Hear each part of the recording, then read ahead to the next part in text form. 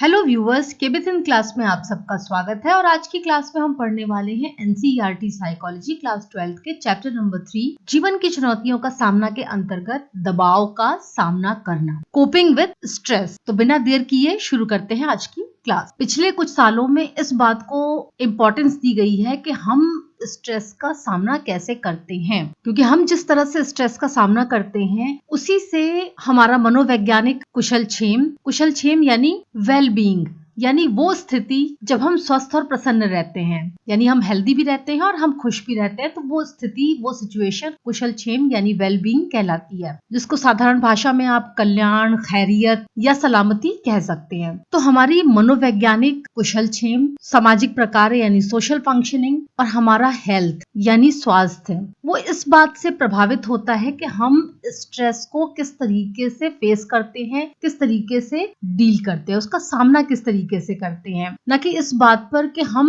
Stress का अनुभव किस तरीके से करते हैं। यानी हमारे लिए इम्पोर्टेंस इस बात की ज्यादा है कि हम स्ट्रेस का सामना किस तरीके से करते हैं, ना कि इस बात की कि स्ट्रेस का अनुभव यानी स्ट्रेस को हम किस तरह से एक्सपीरियंस करते हैं। अब यहाँ सामना करने का क्या मतलब है? सामना करना, जिसे इंग्लिश में कोपिंग कहते हैं, इसका मतलब होता है कि स्ट्रेसफुल सिचुएशन में यानी दबाव की परिस्थिति में हम किस तरह से सामना करना, जिसे इंग्लिश में कोपिंग कहते हैं। इसका मतलब होता है कि हमें दबावपूर्ण परिस्थिति में किस तरह से रिएक्ट करना चाहिए या हम किस तरह से रिएक्ट करते हैं। ये दबाव के प्रति एक गत्यात्मक स्थिति और विशिष्ट प्रतिक्रिया है। यानी दबाव की स्थिति में सामना करना यानी दबाव की स्थिति में हम किस तरीके से स्पेसिफिक रिस्पॉन्स करते हैं, रिएक्ट करते हैं। जब हमारे सामने कोई दबावपूर्ण स्थिति आती है या कोई घटना घटती है, तो उस स्ट्रेसफुल सिचुएशन या इवेंट के प्रति एक निश्चित मूर्त अनुक्रियाओं का समुच्चय होता है। यानी हम जो रिस्पॉन्सेस करते हैं वो रिस्पॉन्सेस कंक्रीट होते हैं, यानी कि निश्चित होते हैं, और साथ ही साथ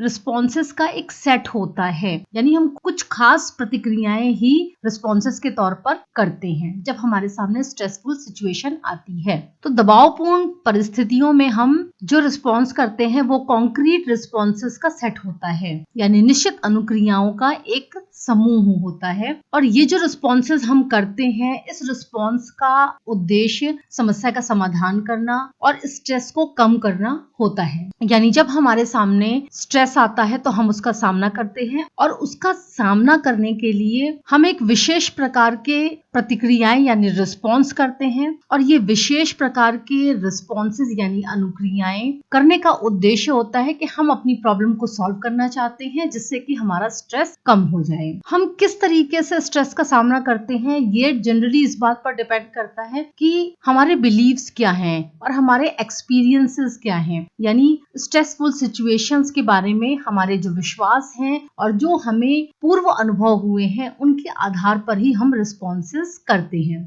लेकिन स्ट्रेस को मैनेज करने के लिए ये जरूरी है कि हमें अपने सोचने के तरीके का फिर से मूल्यांकन करने की जरूरत है, क्योंकि हम सभी दबाव की परिस्थितियों में जिस तरह से रिस्पॉन्स करते हैं, रिएक्ट करते हैं, ये जरूरी नहीं है कि उससे हमारे स्ट्रेस में कमी आए और प्रॉब्लम सॉल्व हो जाए। इसलिए जरूरी है कि स्ट्रेस को मैनेज करने के लिए हम अपने सोचने के तरीके में परिवर्तन लाएं, और न केवल परिवर्तन लाएं बल्कि दबाव का सामना करने की स्किल को भी सीखें। स्ट्रेसफुल सिचुएशन यानी दबावपूर्ण परिस्थितियों का सामना करने के लिए व्यक्ति जिन तरीकों का उपयोग करता है, उन तरीकों में व्यक्तिगत भिन्नताएं पाई जाती हैं। यानी हर व्यक्ति अपने तरीके से दबाव का सामना करने के तरीके निकालता है, लेकिन प्रत्येक व्यक्ति जिन तरीकों को दबाव का सामना करने के लिए उपयोग करता है, उनमें एक संगति पाई जाती है, एक कंसिस्टेंसी पाई जाती है। यानी हर व्यक्ति के दबाव का सामना करने के अपने तरीके होते हैं, लेकिन प्रत्येक व्यक्ति जिस तरीके से दबाव का सामना करता है उसमें एक संगति या एक रूपता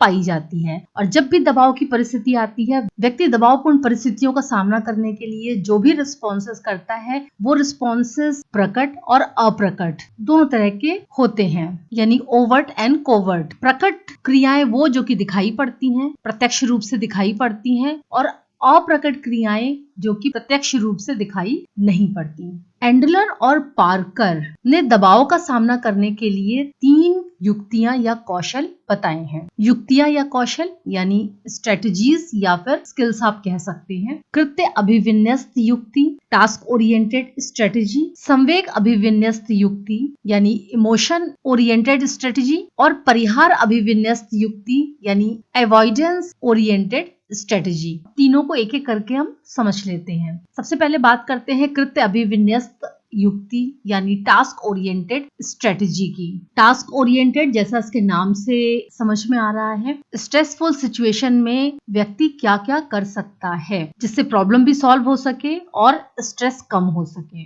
तो स्ट्रेसफुल सिचुएशन यानी दबावपूर्ण परिस्थिति के बारे में व्यक्ति इंफॉर्मेशन कलेक्ट करता है और साथ ही साथ उसके समाधान के लिए क्या क्या कर सकता है उन सभी विकल्पों पर वो विचार करता है। और जो भी ऑप्शंस हैं कि व्यक्ति क्या क्या कर सकता है, उसके रिजल्ट्स क्या होंगे, उसके परिणाम क्या होंगे। मान लीजिए व्यक्ति ने 4 विकल्प बनाए कि हम स्ट्रेसफुल सिचुएशन को इस तरीके से उसका समाधान कर सकते हैं, तो प्रत्येक विकल्प को जब वो अप्लाई करता है तो उसके रिजल्ट्स क्या हो सकते हैं उस पर भी उससे विचार करना होगा। किसी भी टास्क पर काम करने से पहले ये जान लेना जरूरी है कि व्यक्ति की प्रायोरिटी क्या है, यानी व्यक्ति किस चीज को प्राथमिकता देता है, इंपॉर्टेंस देता है, और जो भी एक्शन उसे लेना है उसके बारे में पहले से ही निर्णय कर लेना जरूरी है। इसको एग्जाम्पल से समझते हैं। मान लीजिए व्यक्ति के सामने कोई चुनौती आती है तो उसके लिए व्यक्ति एक टाइम शेड्यूल बनाता है और साथ ही साथ इस बात पर भी विचार करता है कि इसके पहले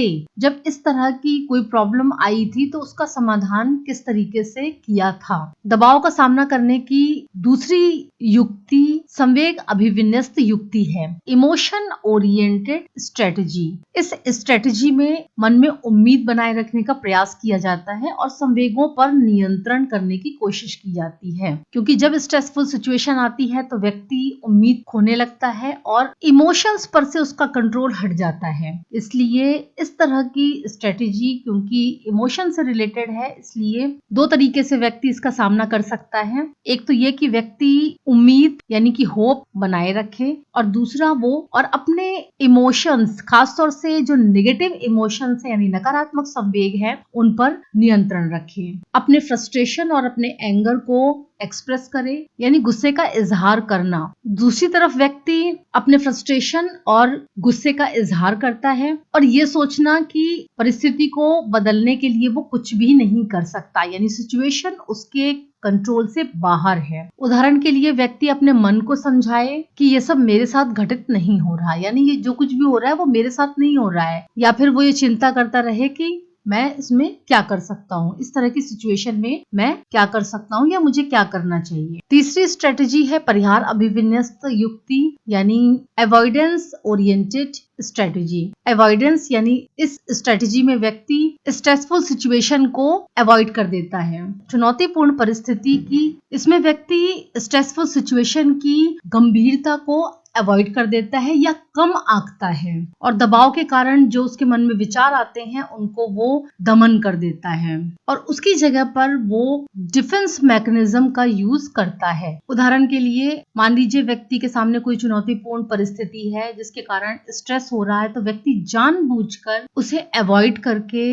टीवी देखने में व्यस्त रहे या फोन पर अपने दोस्तों से बातचीत करे ताकि उसका ध्यान उस चुनौतीपूर्ण परिस्थिति की ओर ना जाए। तो ये एक तरह से दबाव को नकार देना या दबाव को स्वीकार न करना या उसे अवॉइड करने के अंतर्गत आता है। लेजारस और फोकमैन ने एक कॉन्सेप्ट बनाया कि दबाव का सामना करना एक गत्यात्मक प्रक्रिया है, न कि व्यक्तिगत विशेषक, यानी इंडिविजुअल ट्रेट नहीं है, व्यक्ति की व्यक्तिगत विशेषता नहीं है, बल्कि एक गत्यात्मक प्रक्रिया है। इसका मतलब ये है कि दबावपूर्ण परिस्थिति से विजय पाने के लिए यानी दबाव से जीतने के लिए यानी दबाव पर जीत हासिल करने के लिए और दबाव को कम करने या उसे सहन करने के लिए व्यक्ति जो संज्ञानात्मक और व्यवहारात्मक प्रयास करता है वो लगातार परिवर्तित होते रहते हैं, यानी उनमें लगातार चेंज होते रहते हैं क्योंकि प्रत्येक परिस्थिति अलग प्रकार की होती है। इसलिए उसका सामना करने के लिए जो भी संज्ञानात्मक और व्यवहारात्मक प्रयास किए जाते हैं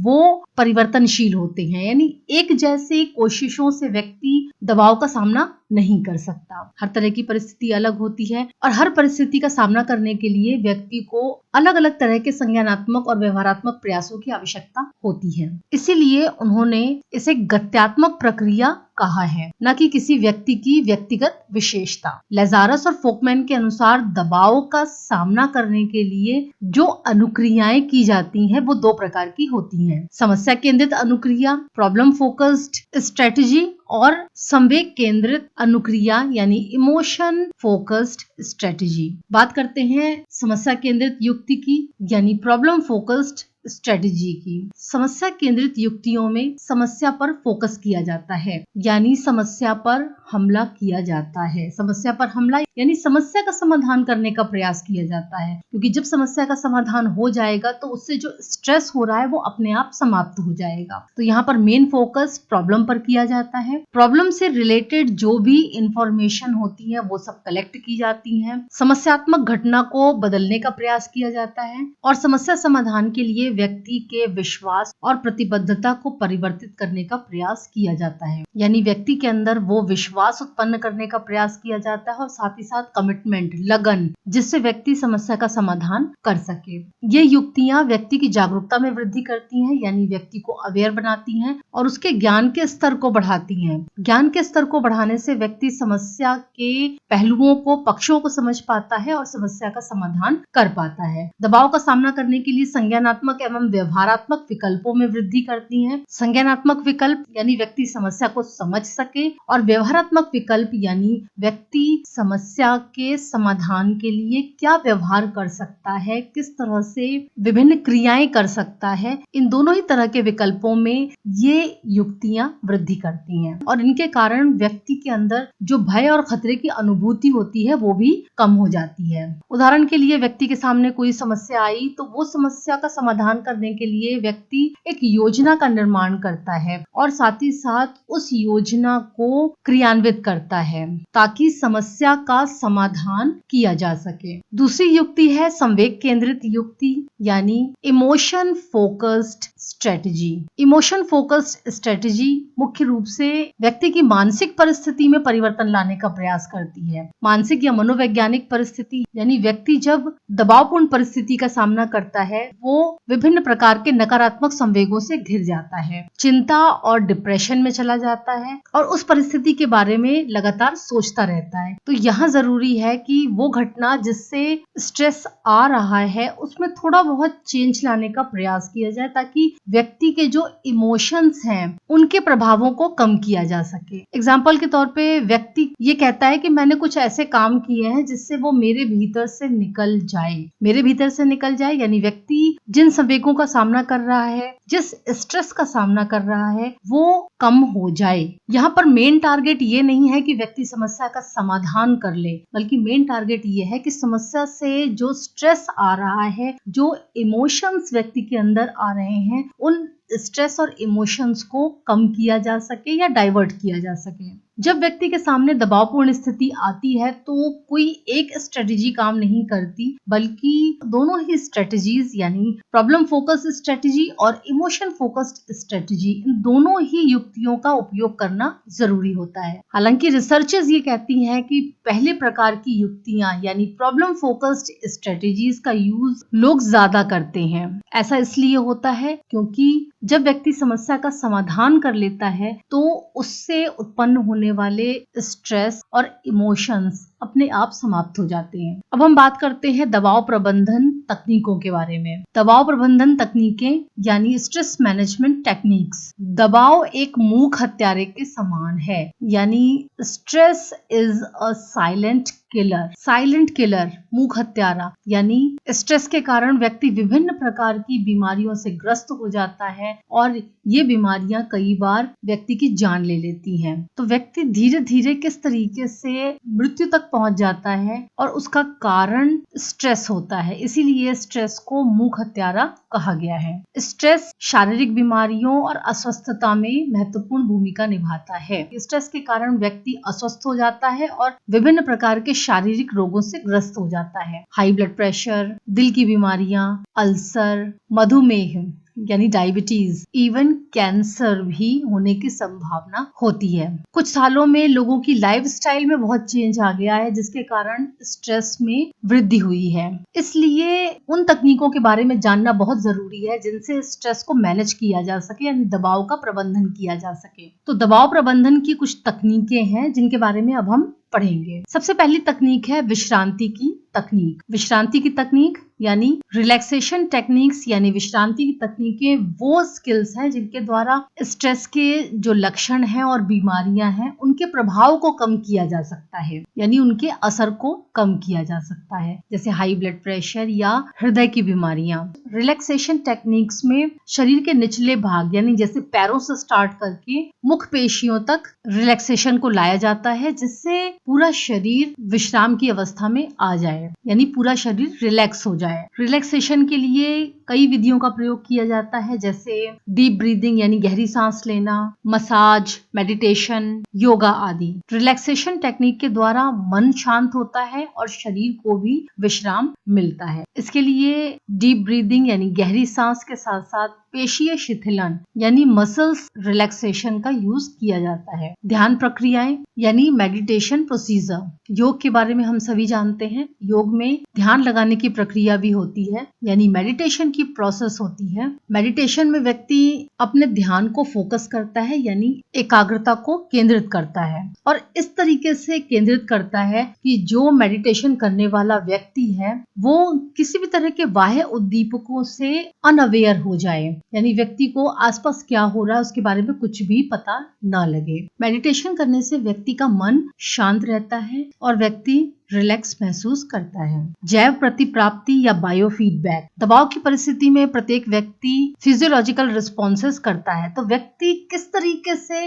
फिजियोलॉजिकल रिस्पॉन्सेस करता है, यानी शरीर क्रियात्मक प्रतिक्रिया करता है, उसको ऑब्जर्व किया जाता है, और ऑब्जर्व करने के बाद उन रिस्पॉन्सेस को कम करने के लिए फीडबैक दिया जाता है। तो सबसे पहले ये देखा जाता है कि व्यक्ति के शरीर में क्या क्रियाएं हो रही हैं जब व्यक्ति दबाव का सामना करता है। सबसे पहले ये देखा जाता है कि जब व्यक्ति दबाव का सामना करता है तो उसके शरीर में क्या क्रियाएं हो रही हैं, और फिर उसे रिलैक्सेशन ट्रेनिंग दी जाती है। बायोफीडबैक ट्रेनिंग में 3 स्टेजेस आती हैं। सबसे पहले व्यक्ति जो भी रिस्पॉन्सेस करता है, जो भी क्रियाएं करता है, उन शरीर क्रियात्मक अनुक्रिया के प्रति जागरूकता विकसित करना, यानी व्यक्ति को इस तरफ अवेयर कराना कि जब आप स्ट्रेसफुल सिचुएशन में होते हैं तो आप इस तरीके से रिस्पॉन्स करते हैं, आपका बॉडी इस तरीके से रिस्पॉन्स करता है, जैसे हार्ट बीट का तेज हो जाना। उसके बाद दूसरी अवस्था है शरीर क्रियात्मक अनुक्रिया को शांत व्यवस्था में नियंत्रित करने के उपाय सीखना। यानी पहली अवस्था में तो हमने ये देख लिया कि हमारा बॉडी स्ट्रेस की सिचुएशन में किस तरीके से रिस्पॉन्स करता है। उसके बाद शरीर के उस रिस्पॉन्स को शांत करने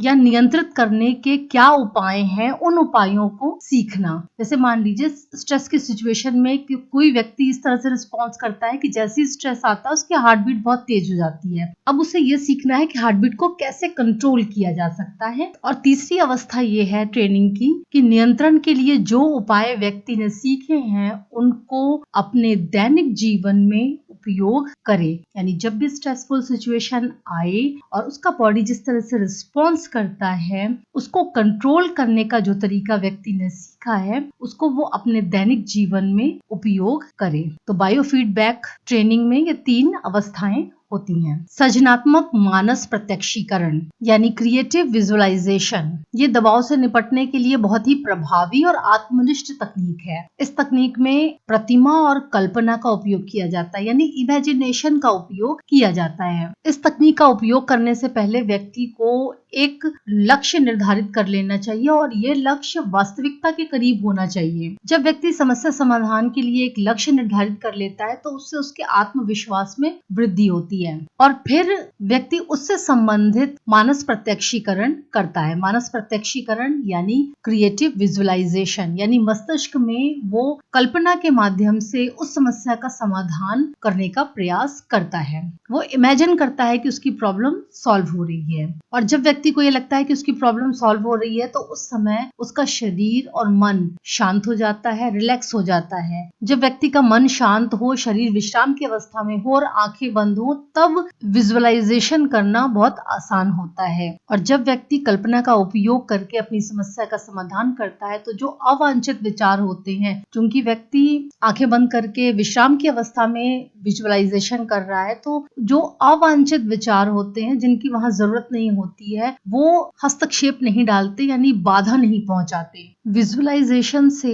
व्यक्ति को क्रिएटिव एनर्जी प्राप्त होती है, सृजनात्मक ऊर्जा प्राप्त होती है और इस ऊर्जा के द्वारा व्यक्ति जो भी काल्पनिक दृश्य हैं, यानी जो उसने इमेजिन किया था, उसको वो वास्तविकता में परिवर्तित कर सकता है। यानी समस्या का समाधान करने के लिए जो भी कल्पनाएं उसने की, उन कल्पनाओं को वो रियलिटी में कन्वर्ट कर सकता है और अपनी प्रॉब्लम को सॉल्व कर सकता है। संज्ञानात्मक व्यवहारात्मक तकनीकें, कॉग्निटिव बिहेवियरल टेक्निक्स, इन तकनीकों का मुख्य उद्देश्य व्यक्ति को दबाव से दूर ले जाना है, यानी दबाव के विरुद्ध ले जाना है। मीचनबाम ने दबाव संचारण प्रशिक्षण यानी स्ट्रेस इनकुलेशन ट्रेनिंग विकसित की। ये एक प्रभावी विधि है और इसका उद्देश्य ये है कि स्ट्रेसफुल सिचुएशन में जो भी नकारात्मक और अविवेकी विचार आते हैं, यानी निगेटिव और इरेशनल थॉट्स जो व्यक्ति के मन में आते हैं, उन विचारों को हटाकर उनकी जगह पे पॉजिटिव और रैशनल थॉट्स यानी सकारात्मक और सविवेक विचार रिप्लेस कर दिए जाएं। और इस रिप्लेसमेंट के 3 प्रमुख चरण होते हैं, यानी 3 फेज होते हैं। पहला मूल्यांकन यानी असेसमेंट, दूसरा दबाव न्यूनीकरण तकनीकें, स्ट्रेस रिडक्शन टेक्निक्स और तीसरा अनुप्रयोग तथा अनुवर्ती कार्यवाही, एप्लीकेशन एंड फॉलो थ्रू। मूल्यांकन या असेसमेंट के अंतर्गत हम समस्या की प्रकृति पर परिचर्चा करते हैं, यानी समस्या किस तरह की है, किस प्रकार की है, उसे समझने का प्रयास करते हैं और साथ ही साथ समस्या को व्यक्ति के दृष्टिकोण से, यानी जो क्लाइंट है उसके दृष्टिकोण से देखा समझा जाता है। दबाव न्यूनीकरण, स्ट्रेस रिडक्शन, इसके अंतर्गत दबाव को कम करने वाली तकनीकों का उपयोग सीखना होता है, जैसे रिलैक्सेशन या आत्म अनुदेशन यानी सेल्फ इंस्ट्रक्शंस, खुद को इंस्ट्रक्शंस देने की तकनीक सीखना। जब व्यक्ति समस्या को समझ लेता है यानी मूल्यांकन कर लेता है और दबाव न्यूनीकरण की तकनीक सीख लेता है, तब वो उनका अनुप्रयोग करता है, यानी उनको अप्लाई करता है और अप्लाई करने के बाद फिर अनुवर्ती कार्यवाही करता है, यानी व्यक्ति ये देखता है जो भी तकनीकें उसने प्रयोग की हैं, उन तकनीकों से उसे कितनी सफलता या कितना फायदा प्राप्त हुआ है। व्यायाम एक्सरसाइजेस, शरीर क्रियात्मक भाव प्रबोधन यानी फिजियोलॉजिकल अराउजल यानी जब हम स्ट्रेस की सिचुएशन में आते हैं तो हमारा शरीर विभिन्न प्रकार की बेचैनी, घबराहट महसूस करता है। तो इस भाव प्रबोधन या अराउजल को समाप्त करने के लिए, हटाने के लिए व्यायाम यानी एक्सरसाइज एक बहुत ही अच्छा रास्ता है। जब व्यक्ति डेली एक्सरसाइज करता है तो उसका हृदय ठीक से काम करता है, उसके फेफड़ों के काम में सुधार होता है और उसका ब्लड प्रेशर नियमित होता है, यानी जो हाई ब्लड प्रेशर स्ट्रेस की सिचुएशन में होता है उसमें कमी आती है। व्यायाम करने से खून में वसा की मात्रा घटती है, यानी जो फैट चर्बी है वो कम होती है और शरीर के इम्यून सिस्टम में सुधार आता है। डिफरेंट टाइप की एक्सरसाइजेस हैं जो कि दबाव को कम करने में सहायक हैं, जैसे तैरना, टहलना, दौड़ना, साइकिल चलाना, रस्सी कूदना आदि। हर व्यक्ति को हफ्ते में कम से कम 4 दिन 30 मिनट की एक्सरसाइज जरूर करनी चाहिए। इस 30 मिनट के सेशन में एक्सरसाइजेस के ये 30 मिनट का जो सेशन है, इसमें वार्म अप, मेन एक्सरसाइज और फिर कूल डाउन, ये 3 फेजेस होने चाहिए। सो व्यूवर्स, ये थी आज की क्लास। कैसी लगी आज की क्लास? अगर ये वीडियो आपको पसंद आया और मेरे चैनल के दूसरे वीडियोस आपको पसंद आते हैं तो मेरे चैनल को सब्सक्राइब कीजिए, लाइक कीजिए, शेयर कीजिए और बेल आइकन प्रेस करना बिल्कुल मत भूलिए, ताकि जैसे ही कोई नया वीडियो आए आपको उसका नोटिफिकेशन मिल जाए। देखते रहिए केबिथ हिंद क्लास। धन्यवाद।